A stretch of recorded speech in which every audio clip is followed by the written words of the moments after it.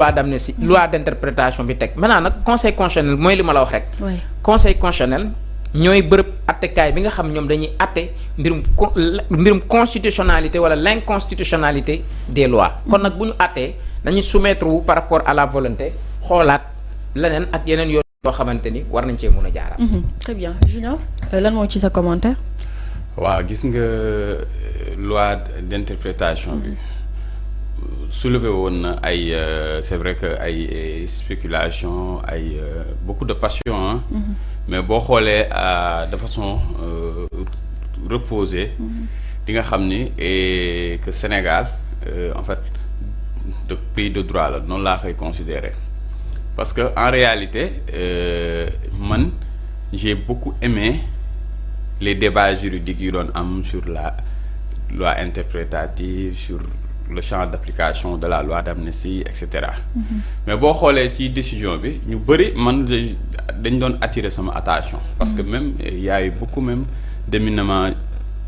d'éminents juristes yoo xam ne ni ay professeurs de droit yoo xam ne ni ku ci nekk da nga doon indi ce point de vue par rapport à l'interprétation de cette dite loi. mooy bi nga xamante ne parce que en réalité ce qui se passe mooy que ne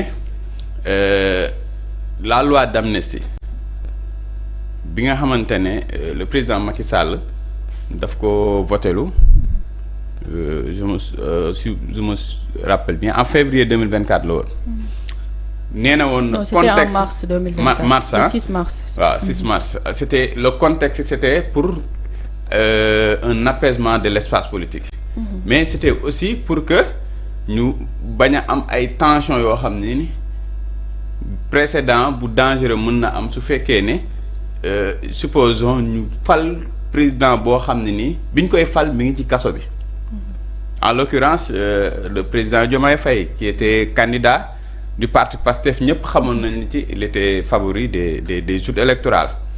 Et mu ne pour toutes ces raisons là moom dafay préconiser voter une loi boo xam ne nii dafay créer une amnésie. noonu lañ koy mën a woowee mooy loo xam ne ni day fàttelu boo xam ne mais fàtte boo xam ne ni dañ koy provoquer. maanaam lépp li jot a xew bépp fait boo xam ne nii dafa am corrélation politique mu nekk loo xam ne ni c'est correctionnel ou criminel entre le 1er février 2021 ak le 20 ou le 25 février 2024. Maintenant ñi nga xamante ne ñoom ñoo nekkoon Pastef ginnaaw bi ñu jàppee ne tout ce qui est crime parce que Aïssata Tall Sall ministre de la justice de l'époque moom moo ouvrir un peu la boîte au Pandore parce que moom moo taxaw en séance plénière bi ñuy voté loi bi mu ne lépp lu jëm ci wàllu crime ak meurtre yi dafa bokk ci loi bi champ d'application bi. Et loolu nag moo créé woon coow ak suspicion ginnaaw bi ñu voté loi bi nag ki nga xamante ni moo di Amadou Ba bu Pastef sûrement après ay discussions yoo xam ne nii au niveau du parti moom jàpp nañ ne que loi bi dañ ko war a interpréter génn ci lépp loo xam ne dafa jëm ci wàllu crime lépp lu jëm ci wàllu torture meurtre et cetera parce que jàpp nañ ne loi bi da ko doon couvrir alors que. loolu mënuñu ko accepter comme ni ko Serigne waxee parce que tey jii am na ay lois yoo xam ne boo ko voté même au niveau international Sénégal mën na ci am ay sanctions parce que Sénégal dafa signé ay conventions yu bëri yoo xam ne nii dafay jëm ci wàllu xeex ay lépp lu jëm ci wàllu torture ak yooyu on se souvient de la convention de Vienne la convention de Genève contre la torture en 1987 et cetera donc tey jii nii. Ce n'est pas conforme à la te c'est des lois supranationales yoo xam dañu am valeur constitutionnelle léegi ñu jël loi bi yóbbu ko conseil constitutionnel maintenant dans son considérant le conseil a jugé que ne la loi d'interprétation n'a pas lieu à avoir parce que nee nañ lu ñuy interpréter mooy lu leerul alors que la loi elle est explicite parce que wax na ne tout fait susceptible de qualification correctionnelle ou criminelle am une temporalité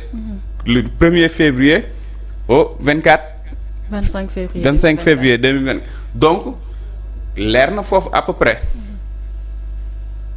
conseil bi loolu la jàpp donc loi d'interprétation dañ jàpp ni ça n'a pas lieu de var parce que on interprète ce qui n'est pas clair parce que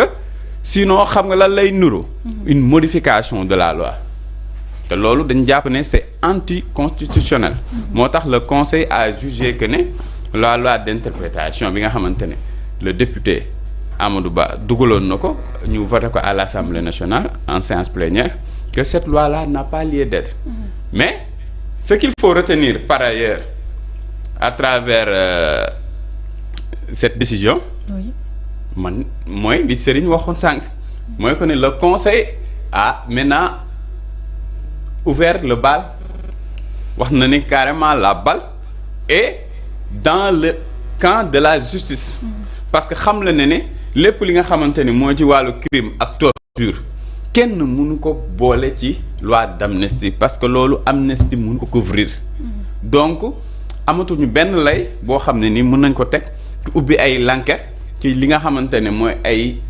ñaawteef yu jotoon am ci lépp lu jëm ci wàllu crime mooy ñi ñu rey maanaam amatul kenn koo xam ne ni constitutionnel parce que le conseil constitutionnel ay décisions il faut rappeler que ça s'impose à tous mais ce n'est pas susceptible aussi de recours donc tey amatul benn juge wala benn procureur boo xam ne ni mën na am cëslaay wala lay ci loi d'amnistie bi ba tax na bépp enquête muy famille de victime wala koo xam ne dañ la torturer wala ñu rey sa njaboot ci nga porter plainte et que yoon war a def liggéeyam jusqu'au bout. Oui, mais est-ce que ça donne raison à l'opposition? Ouais, quelque part ça leur donne raison parce que quand même il faut on est dans le champ politique ñu bëgg ko ñu bañ ko tey jii nii bu fekkee opposition dafa dugal un recours en annulation devant le conseil et que conseil bi dem en leur faveur on peut dire que c'est une victoire pour l'opposition mais pour man c'est plus une victoire pour la démocratie sénégalaise, c'est une victoire pour la vitalité de nos institutions parce que le conseil constitutionnel ñu ko xamee woon du temps de Wade même du temps de Diouf si je ne m'abuse ak même du temps du président Macky Sall mooy que ne à chaque fois ñu saisir ko dafay déclarer wu incompétente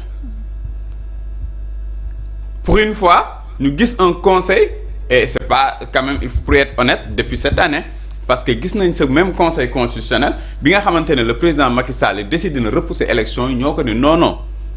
doo repousser élection yi ba pare fixer ko une date limite ni ko ñu exiger nañ la nga organiser élection yi ci diggante app bi ba app bi soo mënul fixer date bi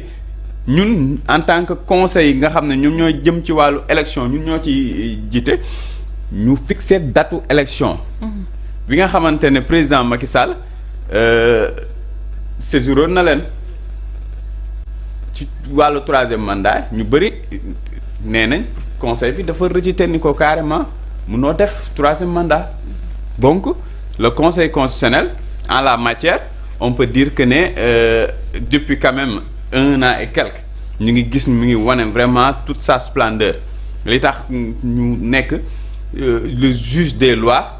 ñu ngi koy wane parce que à chaque fois que ne problème juridique ou judiciaire bu mag bu toll nii bu amee ñu ngi ciy wane quand même